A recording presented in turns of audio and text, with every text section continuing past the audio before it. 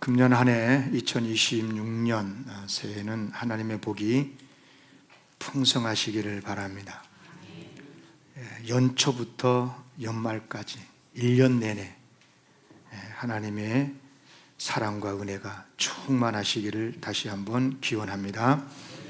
이제 오늘 본문 말씀은 간략하게 설명을 하면 이스라엘 백성이 그토록 사모했었던 가나안 땅에 이제 들어가기에 앞서서 모세가 이스라엘 백성들에게 축복하고 있는 내용의 말씀이에요.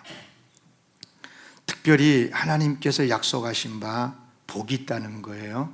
그 복이 여러 가지가 있는데 오늘 본문에 보면 크게 4가지를 말씀하고 있어요. 그래서 오늘은 우리 사랑하는 성도님들에게 새 신년이니까 모세가 축복했던 그 축복의 말씀을 고스란히 여러분들도 그 말씀 그대로 받아서 누리는 축복의 시간이 되기를 바라서 이 설교를 준비했습니다. 첫 번째요, 12절에 보면 내 하나님 여호와께서 돌보아 주시는 땅이라 연초부터 연말까지 내 하나님 여호와의 눈이 항상 그 위에 있느니라 그랬어요. 첫 번째 축복은 뭐냐면 하나님께서 돌보아 주시는 복을 받으시기를 바라요. 참으로 놀라운 은혜의 말씀이 아닐 수 없는데요. 그러니까 이스라엘 백성이 장차 이제 들어가서 살게 될 가나안 땅이 하나님께서 돌보아 주신 땅이다.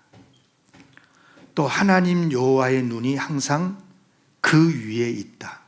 그것도 연초부터 연말까지. 생각해 보세요. 얼마나 큰 축복이에요. 물론 지금까지 이스라엘 백성이 살아온 모든 삶의 여정은 다 하나님의 은혜였어요.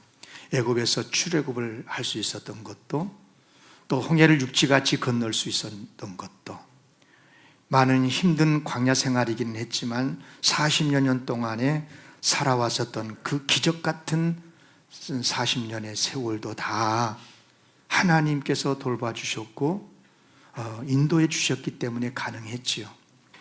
그런데 이제 들어가서 살게 될 가나안 땅도 모세는 뭐라고 말하고 있냐면 하나님께서 돌보아 주시는 땅이라고 그랬어요. 2026년 하나님께서 돌보아 주시는 한 해가 되시기를 기원해요. 사람은요 별 수 없어요. 사람은 독불장군 혼자서 모든 것이 다 넉넉해서 강건해서 살 수 있을 것 같아도요, 절대 혼자 살 수 있는 세상이 아니에요. 혼자 살아갈 수가 없어요. 태어나는 순간 죽을 때도 혼자 죽는 것 같지만 안 그래요. 다 보살핌이 있어야 장례식도 하고 그래요. 여러분, 사람은 처음부터 끝까지가요, 누군가의 도움이 있어야 돼요. 특별히 하나님께서 돌보아 주셔야 살아갈 수가 있어요. 특히 우리 자녀들요, 오늘 여기 어린 자녀들도 많이 있는데, 여러분 부모들이 얼마나 자녀들을 사랑해요. 자녀들을 볼 때마다 참으로 사랑스럽고 귀하고, 그런데 그 자녀들, 여러분 아무리 내가 사랑하는 내 자녀라도요, 모든 것을 돌봐줄 수가 없어요. 아프면 별 수 없이 병원에 가야 되고요. 그렇죠. 학교 보내면 어릴 때야 뭐 정문 앞에까지는 가겠지만 하루 종일 학교에 생활을 하는데 친구들과 어떤 관계를 가질지 그런 것도 모르고, 그러니까 늘 참 누군가의 도움을 받아야 되는데, 무슨 말이냐, 하나님께서 지켜주시고 보호해 주시고 인도해 주셔야 돼요. 아멘. 그래야 실족하지 않아요. 싸웠더라도 금방 다시 또 회복되고, 어려운 일을 당했더라도 해함을 당하지 않고 강건하게 일어설 수가 있어요. 그래서 시편 기자의 고백처럼 여러분 이 시간에 1절, 2절, 8절까지 있는데 시편 121편을 저가 한 절하고 여러분이 다음 절하고 이렇게 교독을 해볼게요. 우리가 우리의 신앙 고백으로 같이 함께 해보겠습니다. 1절 제가 읽을게요. 내가 산을 향하여 눈을 들리라. 나의 도움이 어디서 올까? 아멘. 여호와께서 너를 실족하지 아니하게 하시며 너를 지키시는 이가 졸지 아니하시리로다.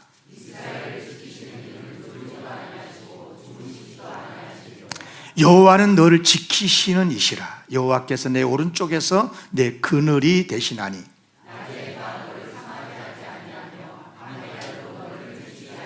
여호와께서 너를 지켜 모든 환난을 면하게 하시며 또 내 영혼을 지키시리로다. 아멘입니까? 2026년 연초부터 연말까지 1년 내내 하나님께서 돌보아 주시고 지켜주신 내가 되기를 주의 이름으로 축원합니다. 두 번째는 9절 말씀인데요, 오늘 본문 9절에 보면 또 여호와께서 너희의 조상들에게 맹세하여 그들과, 그 다음에 중요해요, 그들에게 그들의 후손에게 주리라고 하신 땅, 곧 젖과 꿀이 흐르는 땅에서 너희의 날이 장구하리라. 아멘. 젖과 꿀이 흐르는 땅에서 우리의 후손이 장구하게 되는 축복을 누리시기를 바랍니다. 여러분, 동서고금을 막론하고요, 후손은요 복이에요. 복. 자녀들도 복이고 손자 손녀들도 복이고 큰 복이거든요. 그러나 여러분 잘 생각해 보세요. 아무리 후손이 복이라고 하지만 우리의 후손이 살아갈 세상이 젖과 꿀이 흐르는 땅이 아니고 광야같이 삭막하고 고통스럽고 한 끼의 밥도 제대로 먹지 못해서 음식을 주워 나르고 거지처럼 행세하고 그런 세상이라 그런다면 그게 무슨 복이겠어요? 그래서 두 번째 복은 뭐냐? 후손의 복을 받으시되 젖과 꿀이 흐르는 땅에서의 후손의 복입니다. 아멘. 그래요. 얼마나 감사해요. 여러분 자녀들이 정말 귀하지 않습니까? 시편 128편 3, 4절에 뭐라고 그러냐면 내 식탁에 둘러앉은 자식들은 어린 감람나무 같으리로다. 여호와를 경외하는 자는 이같이 복을 얻으리로다 그랬어요. 여러분, 이스라엘 백성들에게 있어서 감람나무, 올리브죠. 올리브나무는 이 복을 상징하는 나무인데요, 뭐 열매는 두말할 것도 없이 잎사귀, 꽃, 뭐 줄기, 뿌리까지 어느 것 하나도 버릴 게 없는 나무가 올리브 감람나무래요. 그래서 이스라엘 가보면요 1000년도 넘은 올리브 나무가 소토록해요. 그래서 이스라엘에 그 많은 전쟁이 있었지만 다른 것들은 다 사람, 심지어 사람까지도 죽였지만은 올리브 감람나무는 건들지를 않았대요. 왜냐하면 올리브 나무는 자기들에게 복이라고 생각을 하기 때문에, 차지한 사람의 복이니까. 여러분, 그래요. 자녀들이 그렇다는 거예요. 내 식탁에 둘러앉아 있는 자식들이 올리브 감람나무처럼 이렇게 복이 있는 자녀가 되게 하시겠다는 약속의 말씀 아니겠어요? 그래서 부모에게 뿐만 아니라 이웃에게까지도 유익이 되게 하시는 축복, 진심으로 축복해요. 금년 한 해는 여러분의 자녀들이, 후손들이 하나님의 은혜와 축복 가운데 여러분의 자랑이 되고 면류관이 되고 행복이 되고 기쁨이 되는 그런 자녀들이 되기를 바랍니다. 그리고 집안에서만이 아니고 회사 생활이나 사회생활에서도 사랑받고 귀여운 존귀함을 얻고 하나님께도 영광을 돌려드리는 여러분이 되고 여러분의 후손들이 되시기를 주의 이름으로 기원합니다. 세 번째 축복인데요, 신명기 오늘 본문 14절에 15절에 나옵니다. 같이 읽을게요. 이번에는요, 시작. 여호와께서 너희의 땅에 이른 비 늦은 비를 적당한 때에 내리시리니 너희가 곡식과 포도주와 기름을 얻을 것이요 또 가축을 이하여 들에 풀이 나게 하리시니 내가 먹고 배부를 것이라. 그때는 농경사회였기 때문에 농촌과 관련된 축복의 말씀이 많잖아요. 지금은 우리는 여러 사업이 경제활동이 여러 가지가 있잖아요. 여러분 축복합니다. 금년에는 여러분들의 삶의 지경이, 특히 여러분들이 하는 사업이나 직장생활이나 이런 모든 것이 잘 되고 형통하는 복을 누리시기를 바랍니다. 여러분, 사람은 자고로 건강해야 되고요, 가정이 평안해야 되고, 그리고 생업이 형통해서 수익이 넘쳐야 돼요. 여러분, 당장 수입이 없으면 굉장히 어려워집니다. 국가 경제도 중요한데요, 여러분, 여러분의 가정의 통장에도 돈이 있어야 돼요. 목사가 그렇게 하니까, 그렇게 말하면 세속적인 것 같습니까? 그렇지 않아요. 여러분, 진심으로 저는 여러분의 목사로서 축복합니다. 여러분의 통장에 마이너스가 되지 않기를 바랍니다. 아멘. 안 사람 마이너스가 되고. 네.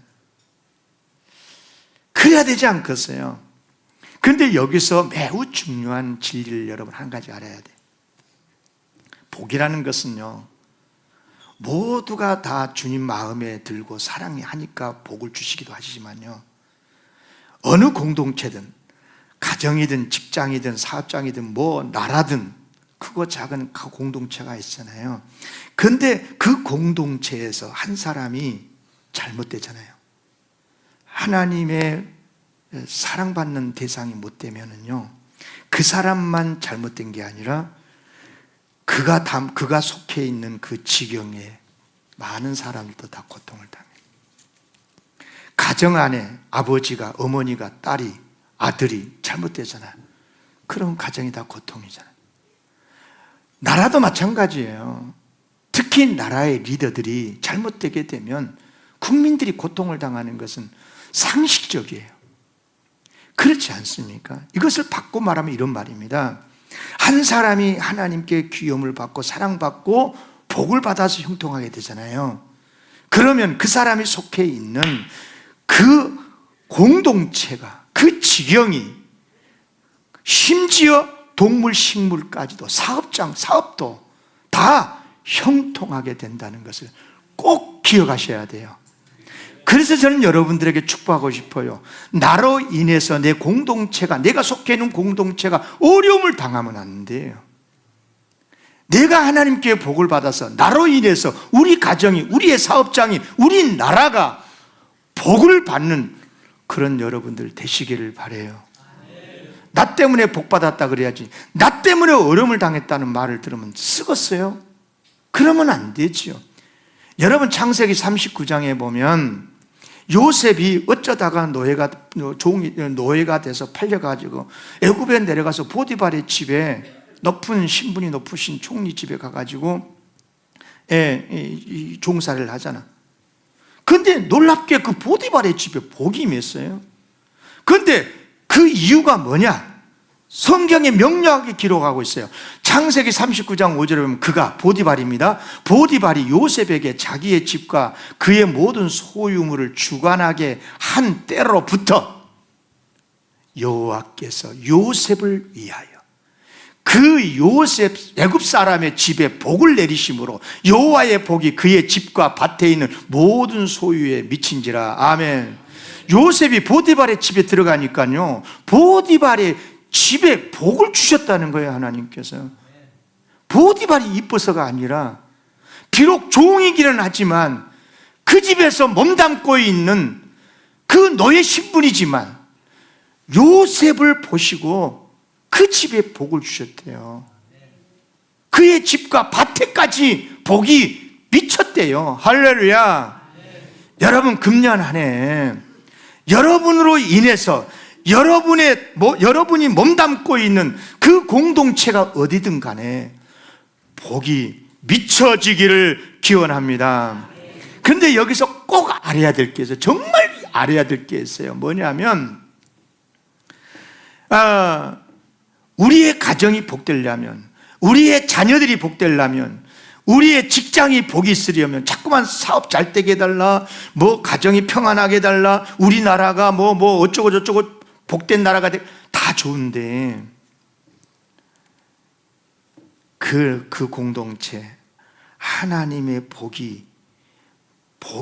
복을 받는 사람이 있어야 돼. 그 사람이 여러분이 되시기를 욕심내시기를 바라요. 남 탓하지 마요. 왜 우리나라가 이러냐고, 왜 우리 가정이 이러냐고. 나 때문일 수도 있어요. 그리고 마지막 한 가지, 오늘 본문의 11장 8절입니다. 이것도 같이 읽게요. 시작. 그러므로 너희는 오늘 너희에게 명하는 모든 명령을 지키라. 그리하면 너희가 강성할 것이요 너희가 건너가 차지할 땅에 들어가 그것을, 아멘.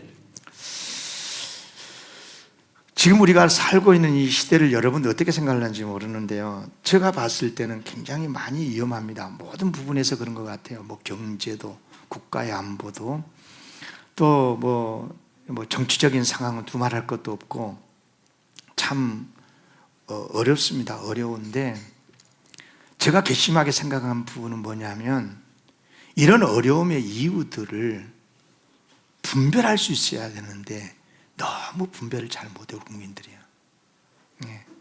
누구 때문이라고 생각을 해요. 여러분요, 정말 괘씸하게 생각한 것은 뭐냐면, 무엇이 참이고 무엇이 거짓인지, 무엇이 옳고 무엇이 그른지를 분별을 못하도록 만들어요. 언론이, 지도자들이. 여러분 물어볼게요. 보통 우리가 죄를 짓고 교도소를 가고 감옥에 가잖아요. 그러면 어떤 죄를 짓고 갑니까? 대부분 도둑질을 했다거나, 그죠? 못된 짓하고 사람을 죽였다거나, 그죠? 나쁜 짓을.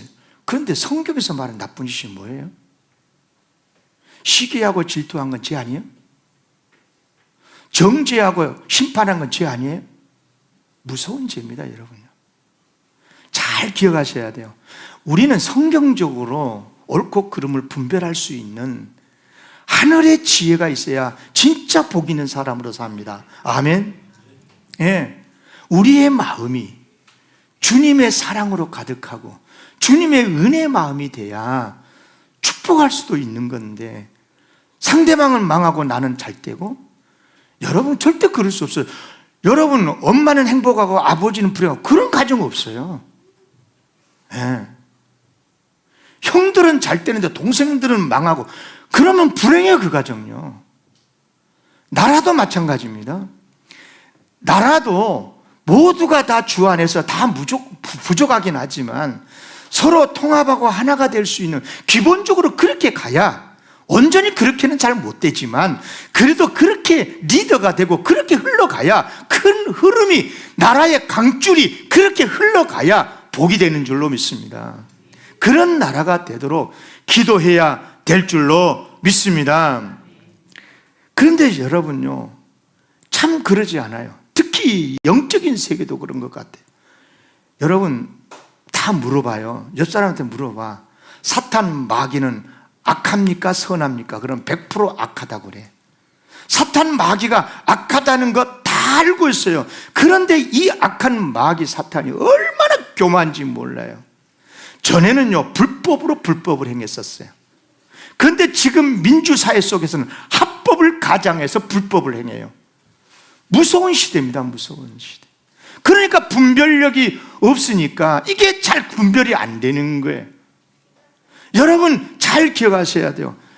베드로가요, 방금 전에 너희는 나를 누구라고 하니? 하니까 베드로가 예수님 그렇게 물으니까 뭐라고 그랬냐? 주는 그리스도시요 살아계신 하나님의 아들이시라고 그랬잖아. 그러니까 예수님이 너무 기뻐가지고, 정말 너 복 있는 사람이다, 내가 네 위에 교회를 세울게. 그래서 교회가 탄생했어요, 예수님의 교회가. 그런데요 바로 지나서 몇 초도 지나지 않았어요. 그때 비로소 예수님이 십자가의 죽음을 말하니까 베드로가 뭐라고 그러냐면 안 된대요. 그렇지, 그 베드로 보고 예수님이 뭐라는 줄 아세요? 사탄아 내 뒤로 물러가라고 그랬어요. 사탄이 누군 줄 아세요? 사탄은요, 여러분 생각해 보세요. 인간적으로 보면 예수님이 십자가에 죽은다, 왜 예수님이 죽어요? 죽으면 안 되지요. 예수님이 만왕의 왕이 되실 분인데 왜 죽어요? 능력이 있는데.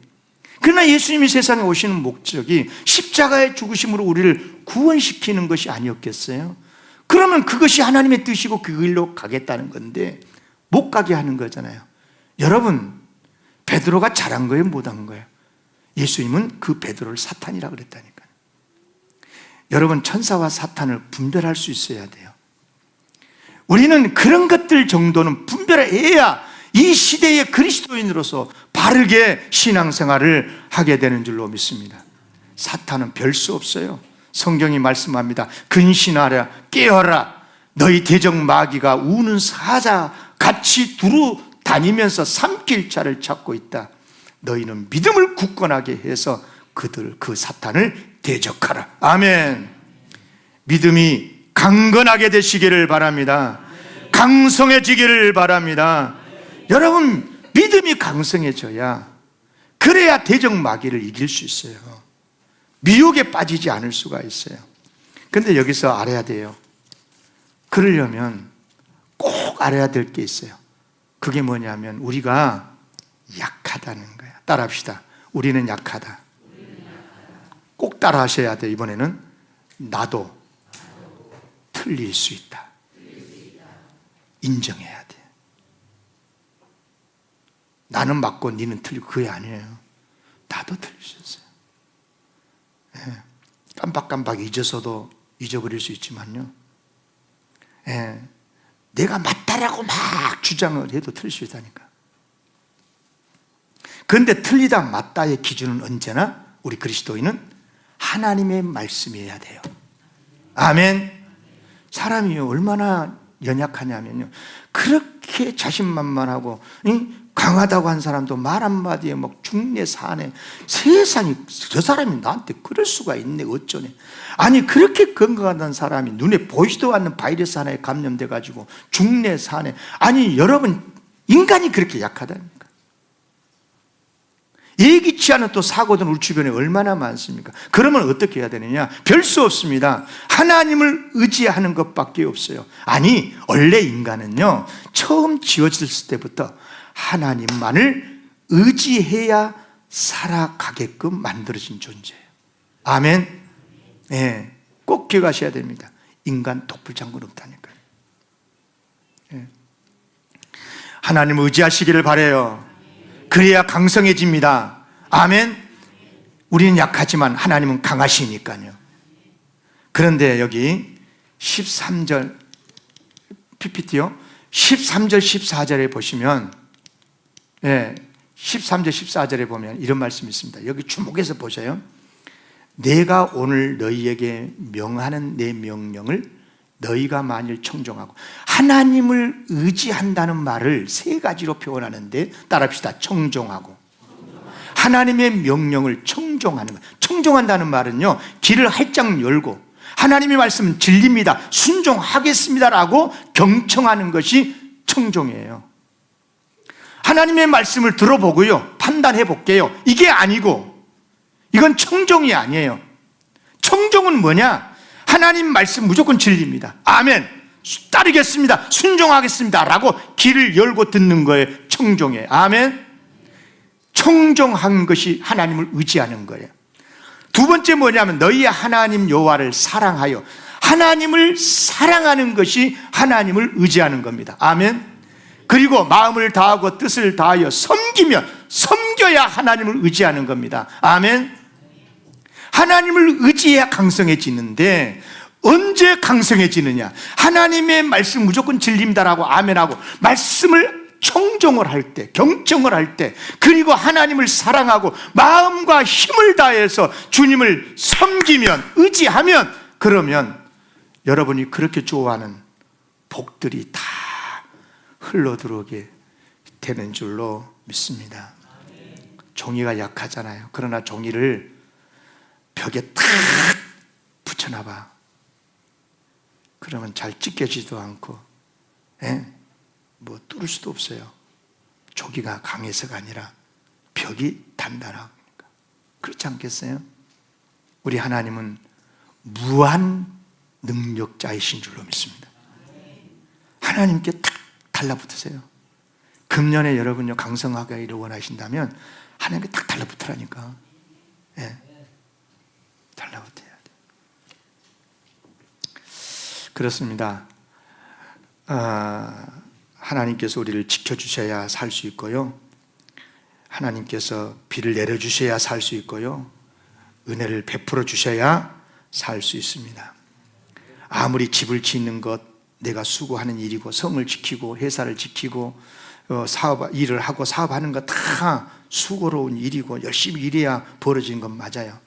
그러나 별 수 없습니다. 하나님께서 세우지 아니하시면, 지켜주시지 않으면 다 소용없게 돼요.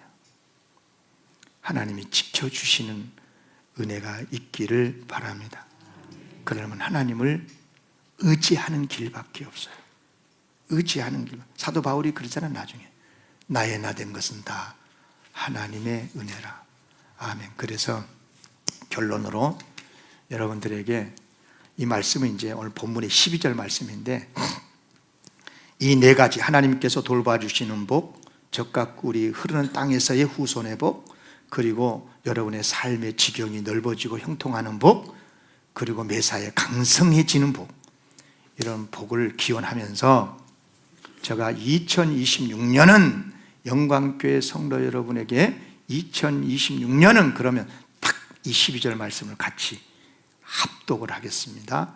우리 영광교회 성도들에게 2026년은